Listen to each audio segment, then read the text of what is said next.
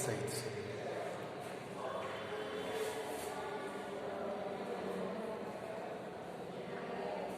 नमस्कार प्यारे विद्यार्थियों, आप सभी 11वीं क्लास के बालक बालिकाएं ध्यान दें। हमारे कैसे चल रहा है गद्य खंड में रजनी, जो मैं आपको पहले बता चुका। रजनी एक धारावाहिक जो हम टीवी पे धारावाहिक देखते हैं, उसी की श्रृंखला की कड़ी हमारे बीच।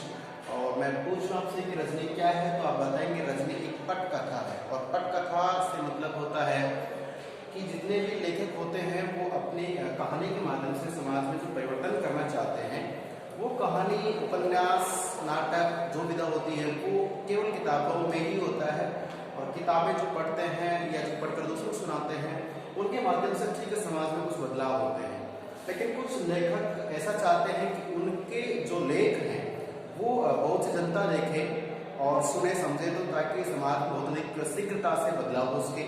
तो टीवी या फिल्म की जो कहानी होती है, उस कहानी को कुछ लोग स्क्रिप्ट करते हैं, लेकिन वो कहानी पर्दे के पीछे पूरी लिखी जाती, कही जाती है, वो कहानी पटकथा होती है। तो यूँ कहें कि जितने भी लेखक हैं जो अपने विधा मतलब लिखने की शैली, तो ये किस शैली में है, ये पटकथा है। और पटकथा क्या होती है, टीवी पे आने वाली जो फिल्में, नाटक होते हैं, उनको लिखने की जो कहानी होती है उसे कहते हैं पटकथा। तो रजनी क्या है, पटकथा है।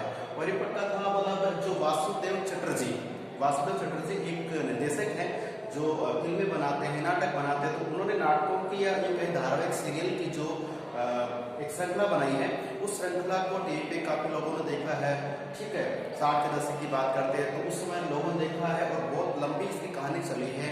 तो इस रजनी पटकथा धारावाहिक की एक कड़ी, एक दिन का भाग है जो यहाँ हमारे इस पाठ में लगाया गया है। ठीक है, और रजनी नाम की जो पटकथा है, ये रजनी धारावाहिक का नाम हो गया है। लेखक कौन है इसके, मनु भंडारी जी हैं, जो बहुत ही सेंसिटिव हैं। और इन्होंने जो यहाँ रजनी जो धारावाहिक लिखा है, उसी कड़ी का जो वर्णन है, इसका लगभग हम 5-6 वीडियोस देख चुके हैं। अब 7वें नंबर का जो वीडियो है आप देखिएगा, इसमें मैं बात कर रहा हूँ आपके लिए कि रजनी एक पड़ोस में रहने वाली आंटी का नाम है। और अमित सक्सेना एक बालक है जो 7th स्टैंडर्ड में पढ़ता है, 7वीं क्लास पढ़ता है। और लीला बहन के नाम से उस बालक की माँ का जिक्र मैंने पहले आपको पात्रों से अवगत कराया था। सारे पात्र इसमें कौन कौन से आने वाले हैं उसे बताया था आपको। तो देखिए कि जो रजनी है, इसका प्रश्न आ सकता है कि रजनी क्या है, कैसी है। रजनी एक ऐसी महिला है जो इंसाफ पसंद महिला है। कभी भी उसके सामने राजनीतिक, सामाजिक, आर्थिक कोई भी मुद्दा आता है तो वो अपना हक रखती है और दूसरे का ध्यान रखती है कि किसी के साथ अन्याय नहीं हो। और कुछ महिलाएं होती हैं कि अन्याय को सहन कर लेती हैं, इग्नोर कर देती हैं। रजनी छोटी सी बातें भी अड़ जाती है, अर्थात वो हमेशा इंसाफ चाहती है, किसी का गलत नहीं होने देना चाहती है। तो रजनी जो है वो लीला बहन की एक पड़ोसिन है। और ये लीला बहन घर आती है, पता चलता है रिजल्ट आने वाला किसका, अमित का। तो बड़ी खुशी से उछल उठती है और चाहती है मिठाई वगैरह खाए। लेकिन अमित है, उसका रिजल्ट डाउन आता है। अमित जो है अपने मैथ में कम नंबर लेके आता है और उसकी मम्मी उसे पूछती है। तो अमित ने कहा कि मैथ के जो टीचर हैं मिस्टर पाठक, वो बच्चों को कहते हैं कि ट्यूशन लोगे तो अच्छे मार्क्स आएंगे। इस बात से बढ़ जाती है रजनी, और रजनी है लीला बहन को लेकर के पहुंच जाती है स्कूल हेडमास्टर जी के पास। यहाँ तक हम आपको बता चुका था, अब है आगे। तो जब रजनी स्कूल पहुंचती है तो हेडमास्टर जी का आपने देखा रूम कैसा होता है कि अलग से टेबल लगी होती है, बच्चों के द्वारा जीते हुए जो कप होते हैं, ट्रॉफीज होती हैं, एक अलमारी में लगी रहती हैं। पियोन के माध्यम से रजनी को बुलाया जाता है कि आइए बैठिए, बातचीत करते हैं। तो रजनी है हेडमास्टर साहब से बड़े अदब से पेश आती है, तरीके से पेश आती है।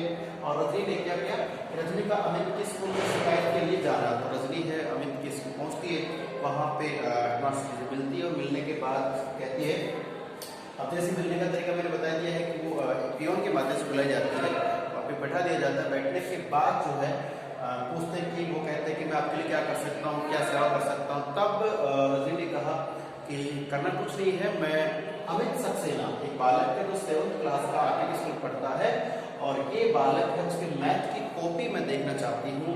कारण क्या है, मैथ में उसके केवल 72 नंबर आते हैं, 72 मार्क्स आते हैं, जबकि अदर सब्जेक्ट में 90, 86 वगैरह वगैरह नंबर आ रहे हैं। हिस्ट्री में और सिविक्स में बहुत अच्छे मार्क्स आए हैं, बट जो मैथ है उसमें 72 मार्क्स हैं। तो रजनी को ये डाउट रहता है कि जब बच्चा हाफ ईयरली में लगभग 96 मार्क्स लेके आया था, हाफ ईयरली कॉपी में जो अमित है इसके 96 मार्क्स हैं, और मेन एग्जाम होती है, ईयरली एग्जाम होती है, उसमें इसके 72 मार्क्स हैं। तो बच्चा भी कंफ्यूज है, गार्जियन से कंफ्यूज है कि ऐसा क्यों हो सकता है, कैसे हो सकता है। तो कहते हैं कि हेडमास्टर साहब मुझे सिर्फ और सिर्फ अमित सक्सेना की जो 7th क्लास में पढ़ता है उसकी मैथ कॉपी देखनी है जो आप मुझे दिखाइए।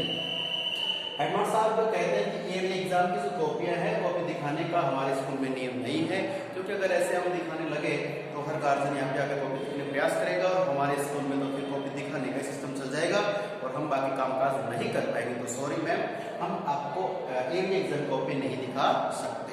तब रजनी कहती क्यों नहीं दिखा सकते, मुझे डाउट क्लियर करने हैं कि बच्चा कह रहा है कि मेरे सारे क्वेश्चंस बहुत अच्छे हुए हैं, सारे क्वेश्चंस का आंसर उसने घर जाके पापा को पूरे आंसर दिए हैं। तो हमें डाउट है कि जब बच्चे ने पूरा पेपर अच्छा किया है, सारे आंसर राइट आ रहे हैं, तो उसके 72 मार्क्स ही कैसे आए।